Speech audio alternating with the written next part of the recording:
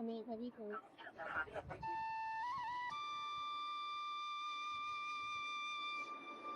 একজন মা বাবার তার সন্তানকে নিয়ে যতটা স্বপ্ন থাকে, ঠিক ততটাই সন্তানেরও তার মা বাবাকে নিয়ে প্রচুর স্বপ্ন থাকে।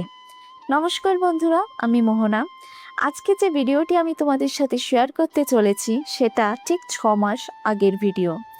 জানো তো, আমি এবং তন্ময় স্বপ্ন দেখেছিলাম আমরা আমাদের মা বাবাকে নিয়ে কোনো বিশেষ স্থানে ঘুরতে যাব, আর সেটা যে তীর্থস্থান হবে আমরা কল্পনাই করিনি।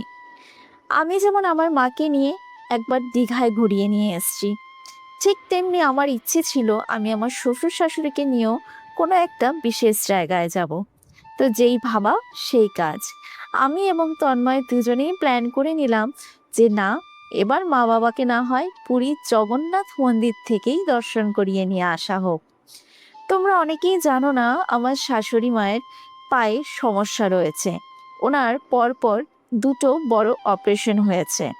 ওনার পায়ে রড বসানো, যার জন্য উনি বাইরে কোথাও ঘুরতে যেতে ঠিক সাহস করে উঠতে পারেন না। জানি না, হয়তো জগন্নাথ প্রভু চেয়েছেন তাই হয়তো মা মনে এতটা জোর পেয়েছেন। মা ঘরের সমস্ত কিছু কাজ একা হাতেই করেন, রান্না বান্না থেকে শুরু করে আপ্যায়ন। কিন্তু বাড়ির কাজ আর বাইরে বেরোনোর মধ্যে অনেক তফাৎ। অনেকটাই টেনশনে আমরা ছিলাম, অনেকটা ভয়ে ছিলাম যে আদৌ কি মাকে নিয়ে যেতে পারবো। আমরা দুজন ক্রমশ জগন্নাথ প্রভুকে স্মরণ করে গেছি। আর জানো তো, বন্দে ভারতে হচ্ছে আমাদের এই প্রথম জার্নি। এর আগে কখনো আমরা বন্দে ভারতে উঠিনি, খুব ইচ্ছে ছিল বটে, কিন্তু সেটা যে মা বাবাকে নিয়ে গিয়ে স্বপ্নটা পূরণ হবে এটাও আমরা ভাবিনি। তো যাই হোক, দেখতেই পাচ্ছ মা খুব টেনশন করছিলেন যে আদৌ কি আমি ট্রেনের পাদানিতে পা রেখে উঠতে পারবো কিনা। অনেক জল্পনা কল্পনার পর মা ফাইনালি মনে জোর পেলেন, আর দেখো, চটপট উঠে পড়লেন। আর হ্যাঁ, এই ক্ষেত্রে বলতেই হয়, মাকে যখন ট্রেনে তোলা হচ্ছিল আশেপাশে আরও কিছু প্যাসেঞ্জার ছিল। অদ্ভুতভাবে তাদেরও খুব তাড়া ছিল যদি ট্রেনটা ছুটে যায়। কিন্তু যখন দেখলো মা লাঠির সাহায্যে ট্রেনে ওঠার চেষ্টা করছে, তখন ওনারাও মাকে কোনো তাড়া দিলেন না। ওনারাও অপেক্ষা করলেন যে না, মা আগে ভালো মতো উঠুক, তারপরেই ওনারাও উঠবে। তো যাই হোক, এই অবধি আমরা পাশ করে গেলাম, অর্থাৎ আমরা প্রভু জগন্নাথকে মনে মনে অসংখ্য ধন্যবাদ জানালাম যে মা সুস্থ অবস্থায় ট্রেনে উঠতে পেরেছে। আর আমাদের বন্দে ভারতে যে ওঠার একটা স্বপ্নও ছিল সেটাও পূরণ হয়েছে। হ্যাঁ জানি, অনেকের কাছে এটা মনে হতে পারে বন্দে ভারতে ওঠা কি কারো স্বপ্ন হতে পারে। হ্যাঁ গো, আমরা ছোট ছোট স্বপ্ন দেখাই পছন্দ করি। আমরা বড় স্বপ্ন তো তখন দেখব যখন এই ছোট ছোট স্বপ্নগুলোকে পূরণ করতে পারবো। যাই হোক, এবার আসা যাক ভিডিওতে। বন্দে ভারতের কোনো অভ্যেস আমাদের যেহেতু নেই, জানি না এখানে কি সিস্টেম রয়েছে, কিন্তু তার আগে কিছু ইউটিউবে ভিডিও আমরা দেখে নিয়েছিলাম যে এখানে কি কি প্রোভাইড করা হয়। তো পরপর চা, কফি, ব্রেকফাস্ট যা যা রয়েছে, এমনকি লাঞ্চও, পরপর এতগুলো খাবার থাকে যে খেয়ে শেষ করা যায় না। আমরা তো বেশ কিছু শুকনো খাবার হোটেলেও নিয়ে এসেছি, কারণ এতগুলো খেয়ে উঠতে পারছিলাম না। আর ভোরবেলায় যেহেতু আমরা বাড়ি থেকে বেরিয়েছিলাম, তাই সকালে চা খেয়ে ওঠার সময় হয়নি। তাই ভাবলাম যে ট্রেনে যখন চাটা দিচ্ছেই, তো এখানেই না হয় খাওয়া যাক। হ্যাঁ জানি, ঘরের মতো হয়তো এতটা টেস্ট হয় না, কিন্তু যেমনটাই ছিল খারাপ ছিল না, বেশ ভালোই লেগেছে। তো যাই হোক, আমরা চা খেয়ে নিলাম, আর হ্যাঁ, চায়ের সাথে বিস্কিটও ছিল। পর চলে এলো ব্রেকফাস্ট। ব্রেকফাস্টে কি কি আছে সেটাও তন্ময় তোমাদেরকে দেখাচ্ছে। আসলে কি বলতো, এই ভিডিওগুলো আমরা মোবাইলে রাখতেই পারতাম, কিন্তু কিছু অভিজ্ঞতা থেকেই বলছি, একটা সময়ের পর মোবাইল যখন নষ্ট হয়ে যায় আর স্মৃতিগুলোও যখন নষ্ট হয়ে যায়, তখন বড্ড কষ্ট হয়। তাই আমি আর তন্ময় ভেবেছিলাম যে যাই ভিডিও করব না কেন সব আমরা ইউটিউবে ছেড়ে দেব, কারণ ইউটিউবের চ্যানেল তো নষ্ট হবে না, এটুকু বিশ্বাস ছিল। তো যাই হোক, দেখতেই পাচ্ছ ব্রেড দেওয়া হয়েছে 2 পিস ব্রাউন ব্রেড, তার সাথে মাফিন, তার সাথে আলু ভাজা। আলু ভাজাটা খেতে বেশ ভালো লাগে। আর হ্যাঁ, সাথে অমলেটও ছিল। আর এই যে টমেটো কেচাপ, টমেটো সস, তার সাথে ছিল বাটার আর একটু সল্ট, ব্ল্যাক পেপার। তো যাই হোক, ওভারঅল এক্সপিরিয়েন্স বেশ ভালো। আমরা বেশ হাসি খুশিতেই ছিলাম। একে তো বন্দে ভারতে ওঠার একটা এক্সপিরিয়েন্স, তার সাথে শ্বশুর শাশুড়ি বা মা বাবাকে নিয়ে যাওয়ার একটা আলাদাই আনন্দ। এই যে তার পরেই চলে এলো আবারও চা। আমরা আবারও চা কফি যে যা ইচ্ছে মতো বানিয়ে নিতে পারে, তো আমরা চাটাকেই বানিয়ে নিলাম। খেতে বেশ ভালো লেগেছে। তো যাই হোক, ওই যে তন্ময় তোমাদেরকে বললো ওকে ওকে, আসলে আমি ওকে জিজ্ঞেস করেছিলাম টেস্ট কেমন, তো সেটাই তোমাদেরকে বললো ওকে ওকে মানে ঠিকঠাক। তারপর খাওয়া দাওয়া সেরে আমরা প্রকৃতির দৃশ্য দেখতে দেখতে এগিয়ে চললাম। দেখতেই পাচ্ছ নভেম্বর মাস, হালকা একটু কুয়াশা রয়েছে, বেশ ভালো লাগছিল, একটু হালকা ঠান্ডা ঠান্ডাও লাগছিল। আর এই যে একটা খাওয়ার শেষ হতে না হতেই আরেক খাবার চলে এলো লাঞ্চ।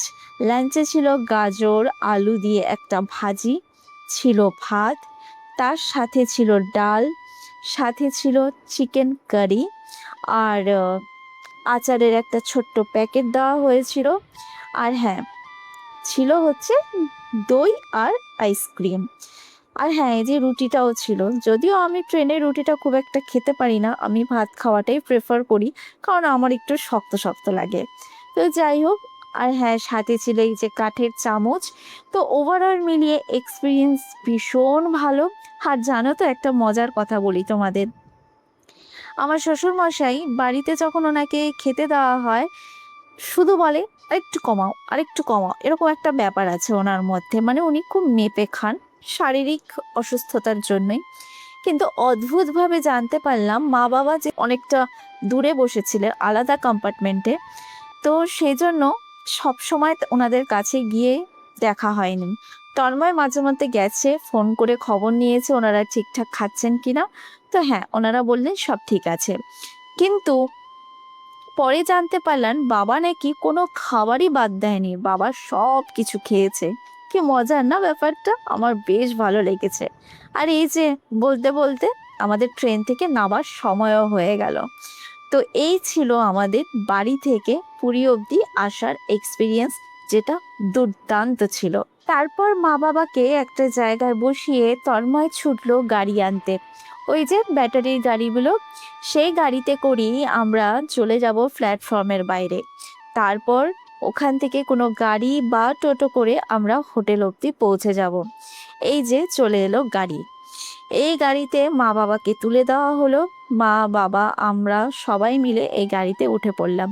দেখতেই পাচ্ছ, মার আসলে কি বলতো, এমনিতে কোনো সমস্যা নেই, কিন্তু উঁচু জায়গায় উঠতে গেলে ওনার একটু কষ্টই হয়।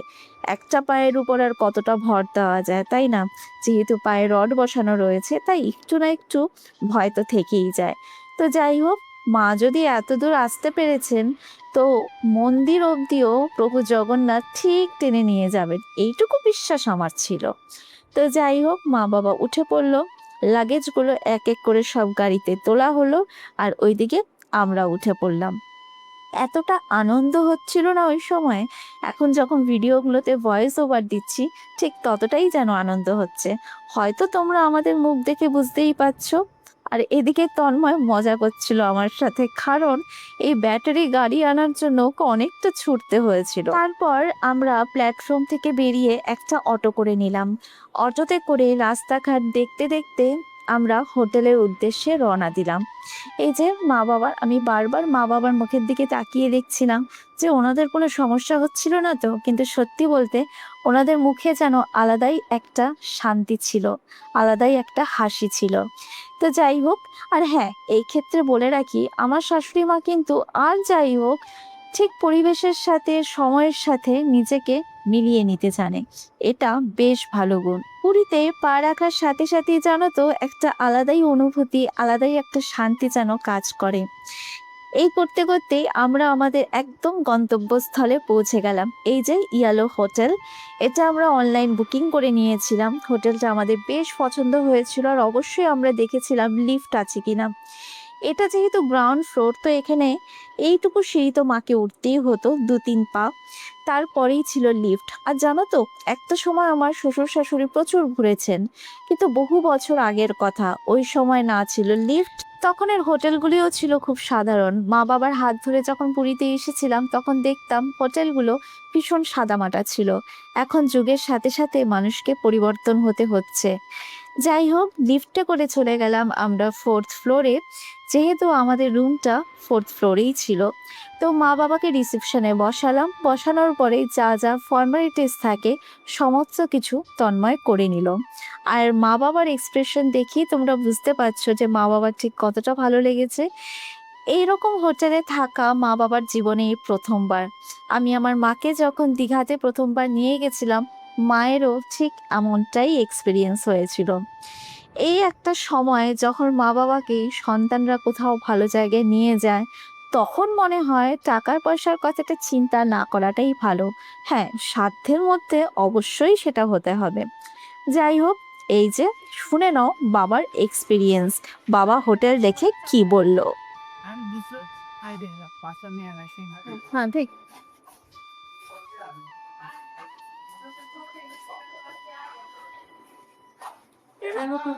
কেমন পছন্দ?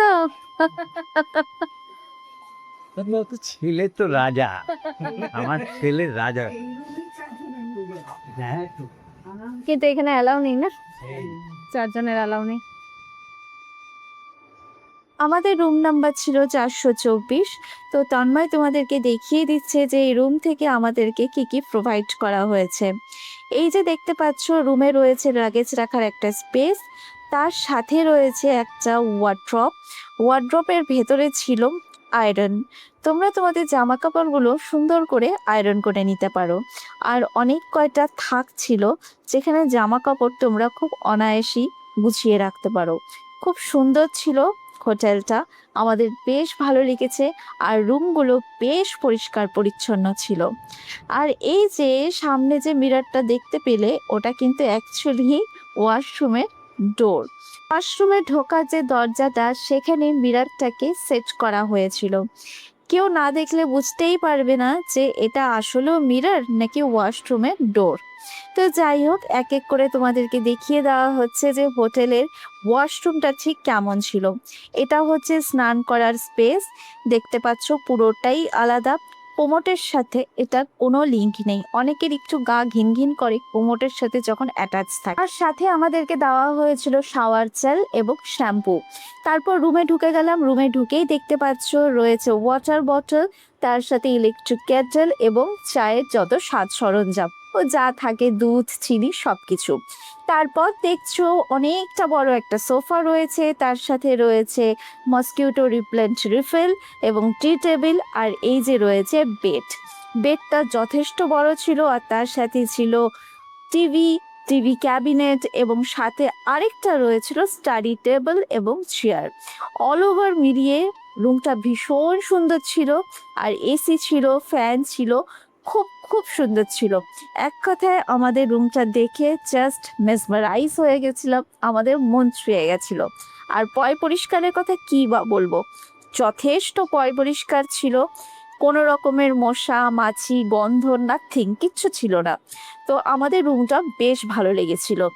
আর এই যে রয়েছে, রুম থেকেই তোমরা বাইরের ভিউটা দেখতে পারবে, আলাদা করে কোনো বেলকনি ছিল না।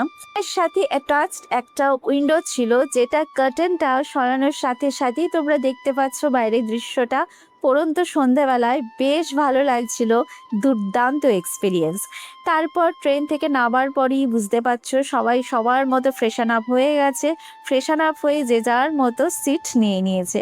মা নিয়ে নিয়েছে সোফা, বাবা নিয়ে নিয়েছে বেড, আমিও বেডে বসে রয়েছি।